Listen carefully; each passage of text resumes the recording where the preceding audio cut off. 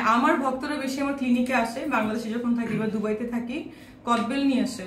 এরকম ভক্ত আছে, আমি রেখে দিয়েছি এখনো। কদবেল তার গাছে হয়েছে, সেটা রেখে দিয়েছে 1 মাস সেটা খাওয়ানোর জন্য, বা সেটা পচে গেছে, বা সেটা তাদের কাছে ম্যাটার ভ্যারি করে না। তো এরকম অনেক কিছুই পাওয়া হয়েছে। এক ভক্ত আমাকে রিং দিয়েছিল, এটাও আমার কাছে আছে, ড্রেস তো দেই। তো এরকম অনেক কিছু ভক্ত আমাকে দেয়, বাট স্পেশাল ছিল কদবেল পাওয়াটা। এমন কিছু হয়েছে শুটিং এর পাগল ভক্ত এসে? এরকম হয়েছে, অনেকবারই হয়েছে। হ্যাঁ, শুটিং এ হচ্ছে আমি শো করতে গিয়েছিলাম, আমি বাপ্পি অনেক বড় একটা ইয়েতে নারায়ণগঞ্জের ওইদিকে। তো ওখানে দেখা যায় এক ভক্ত এসে এমন করে ধরেছে, আমি তো গাউন পরা ছিলাম, পুরো খুলে যাওয়ার মতো অবস্থা। ওরা ভালোবাসা থেকেই ধরেছে, বাট ওদের কাছে তো আসলে আমরা হচ্ছে as like an Angel, so ওরকম একটা ফিল ছিল, এটা আমার খুব ভালো লেগেছে।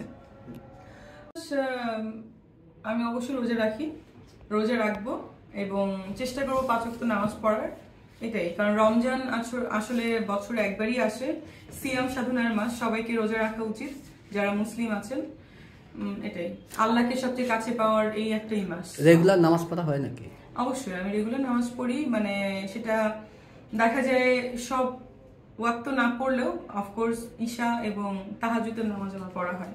কারণ আমি দেখেছি তাহাজ্জুদের নামাজ পড়ে আল্লাহর কাছে অনেক কিছু চাইলে আল্লাহ দেয়। আল্লাহ তো বলেছেন তোমরা আমার কাছে চাও, সে তুমি যেই হও না কেন। সো আল্লাহ তো সব নিয়েই বসে আছে। কি চাওয়া হয় সেটা তো বলা যাবে না, সেটা একান্তই পার্সোনাল। আপু, আপনার যারা ভক্ত আছে, ভক্তদের জন্য কি বার্তা থাকবে আপনার কাছ থেকে? দেশবাসীর জন্য কি বার্তা থাকবে? ভক্তদের জন্য কোনো বার্তা নেই। ভক্তরা আসলে, যারা ভক্ত তারা তো ভালো কমেন্ট করে, যারা ভক্ত না এখন তো আসলে মোবাইলটা তো অ্যাভেলেবেল হয়ে গেছে, 10-20 টাকায় নেটও পাওয়া যায়। দেখা যায় যে টোটাল জিনিস না দেখে কমেন্ট করার জন্য অনেকে ঢুকে, এটাই এদের কাছে ফ্যান্টাসি। সো এটা নিয়ে আমার কোনো কমেন্ট নেই। যারা ভক্ত আছে অবশ্যই, যারা আমাকে লিখছে আপনার ভালো ভালো কাজ দেখতে চাই, you are so good looking, কেন কাজ করছেন না, তাদেরকে বলবো যে আসলে আমি খুব বিজি থাকি, আমার ডক্টরি প্রফেশন, আমার বিজনেস সবকিছু নিয়ে। সো এখন আমি কিছু টাইম বের করতে চাই আমার কাজের জন্য, আমি শুটিং করতে চাই, এই জন্যই আসলে শুটিং গুলো করা।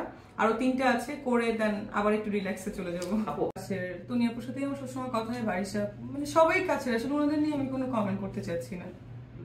বাট আরেকটা ব্যাপার যে ওনারা আসলে দেখলাম কারা কারা যেন অপু বিশ্বাসের সাথে কম্পেয়ার করছিল, এটা ঠিক না। কারণ আসলে কি বলে এটাকে, ইনফ্লুয়েন্সার, রাইট? এটা এক জিনিস, নায়িকা এক জিনিস। আমরা ক্যারেক্টারের জন্য অনেক ড্রেস আপ করি, অনেক কিছু আমরা স্ক্রিনের জন্য আমরা প্লে করি, বাট আমরা নর্মাল জায়গায় কিন্তু আমরা এভাবে যাই না, বা আমরা এভাবে কিছু করি না। সো আমার মনে হয় যে যারা কমেন্ট করছে বা যারা বলছে সামনে এসে অন স্ক্রিনে, এদেরকে বোঝা উচিত কারা কি, এই জায়গাটা ক্লিয়ার করা উচিত, ক্লারিফাই থাকা উচিত। নায়িকা এক জিনিস, নাটক করে যারা তাদের ব্যাপারটা এক জিনিস, সিনেমার ব্যাপারটা এক জিনিস, আর হচ্ছে ইনফ্লুয়েন্সার যারা, এই ব্যাপারটা এক জিনিস। সো এখন এসে যেটা পাবো সেটাই আগে দেখবো। তারপরও আপনার যদি দেশে থাকা হয় কিংবা থাকতেন, তাহলে কোনটা আগে দেখতেন? আমি দুটোই একসঙ্গে দেখতাম, কারণ নিশো ভাইকে পার্সন খুবই ভালো, আমার অনেক খুব ভালো লাগে নিশো ভাইকে। আর শাকিব তো শাকিব খান। আপু, আরেকটা সোশ্যাল মিডিয়াতে একটা জিনিস ভাইরাল হয়েছে, পারিশা। তো এগিয়ে যেতে হলে হল বাড়তে হবে, আমাদের মনোভাব চেঞ্জ করতে হবে, আমাদের মেন্টালিটি চেঞ্জ করতে হবে, আমাদের হলে যেতে হবে। এবং আরেকটা ব্যাপার, হলগুলো রেনোভেশন করতে হবে, হল সুন্দর করতে হবে, না তো আসলে সবাই ভালো পরিবেশ ছাড়া সবাই তো হলে যায় না। আচ্ছা, ঈদে তো 3টা সিনেমা আসতেছে, আপনার সিনেমা সহ দাগি হোক কিংবা সাকিব খান। না, আমার এই ঈদে আসছে না, কুরবানি ঈদে। ঈদে কোন সিনেমা দেখতে যাবেন আপনি? প্রথমে কোনটা দেখবেন? দেখেছি, শেয়ার করেছি, লাভ রিয়েক্ট দিয়েছি, এই তো। আপনার শুভেচ্ছা বার্তা একটু জানতে চাচ্ছিলাম। শাকিব ভাইয়া, শাকিব ভাইয়ের তো সব ছবি আগের ছবি থেকে নতুন ছবি আরো আপডেটেড হয়, এটাই স্বাভাবিক, মানুষ তো ডে বাই ডে আপডেটেড হয়। সো দেখা যাক। তার সাথে শাকিব খানের সাথে আবার আপনার আরেক ছবি আসতেছে নিশো ভাইয়ের, দাগি, সেটা নিয়ে কি বলবেন? আগের বারও তো শাকিব ভাইয়ের সাথে নিশো ভাইয়ের ছবি ছিল, অফকোর্স দাগি এক টাইপের ছবি, শাকিব ভাইয়ের ছবি আরেক টাইপের। তো ছবি তো থাকতেই হবে, শুধু একা তো শাকিব খান থাকলে হবে না, অনেক ছবি লাগবে। অনেক ছবি মাঠে থাকলেই না বোঝা যাবে যে হু ইজ হি, বা কে শাকিব কে নিশো, এরকম বোঝা যাবে। আমার তো মনে হয় যে ঈদে আসলে 15-20টা ছবি থাকা উচিত, তাহলে একটা কম্পিটিশন হয়। এই যে আপনি বলেছেন যে 15-20টা মুভি থাকে, বাংলাদেশে হল কোথায়? হল তৈরি হবে, হল কোথায়? 100 হল আছে, হ্যাঁ 100 থেকে 150 হলে ছবি রিলিজ হবে, ওইভাবে করে করে রোলিং করে করে ছবি রিলিজ হবে। সাথে ইয়ে আছে কি বলে ওটিটি প্ল্যাটফর্ম আছে, এখানে রিলিজ করবে। অনেকভাবে যে ছবি থেকে টাকা তোলা যায়। আমি 3টা ছবি প্রডিউস করেছিলাম, মানে আমার হাউস থেকে করেছিলাম, আমার ফাইন্যান্সের ছিল। সো আমার ছবিতে তো আমি ফুল টাকা আমি উঠিয়ে নিয়েছি। 2017 সালে লাস্ট মনে হয় 2019-এ রিলিজ হয়েছিল আমার হাউস প্রোডাকশনের ছবি। সো আমি তো সব পেমেন্ট আমি তুলে নিয়েছি এবং আমাকে স্পন্সরশিপও দেওয়া হয়েছে। সো প্ল্যান করে কাজ করলে সব টাকাই রিকভার হয়। আপু বিশ্ব বাজারের সাথে বাংলাদেশের সিনেমা কম্পেয়ার করলে বলিউড বা হলিউডের নায়ক নায়িকারা তো সারাদিন ফিতা কাটে, তাদের হাতে কি মানে নেই কাজ নেই? কেন এই প্রশ্নটা আপনারা বারবার করেন? এটা খুবই অ্যানয়িং কোশ্চেন। কারণ বলিউড এন্ড হলিউডে ওরা বছর একটাই ছবি করে এবং 12 মাস। আমি নিজেই বলিউডে থেকে এসেছি আমার গ্রুমিং এর জন্য। তারা 12 মাসই তাদের কাজ থাকে ওপেনিং, লঞ্চিং। সো বাংলাদেশে এই ট্রেন্ডটা চালু হয়েছে, আপনারা এটাকে খারাপ কেন দেখছেন? আর্টিস্টরা যদি কিছু টাকা পায়, সিনেমা করে বাংলাদেশে এখন কত টাকা দেয়? হয়তোবা যারা একটু ট্রেন্ডে থাকে তাদের একটু বেশি টাকা দেয়, যেমন আমাকে আগে কম দেওয়া হতো, এখন বেশি দেওয়া হচ্ছে, আমার শিডিউল পাওয়া যাচ্ছে না। সো ব্যাপারটা ওরকম, যারা করতে পারছে না তারা কি করবে? অফকোর্স তাদেরকে ফ্যাশন করতে হবে, মডেলিং করতে হবে বা ওপেনিং করতে হবে। ফিতা কাটা এটা একটা রাফ অ্যান্ড ব্যাড ওয়ার্ড। এই যে বাংলাদেশে কিছু নোংরা নোংরা কথার জন্য আমার বাংলাদেশে একদম ভালো লাগে না, সরি টু সে।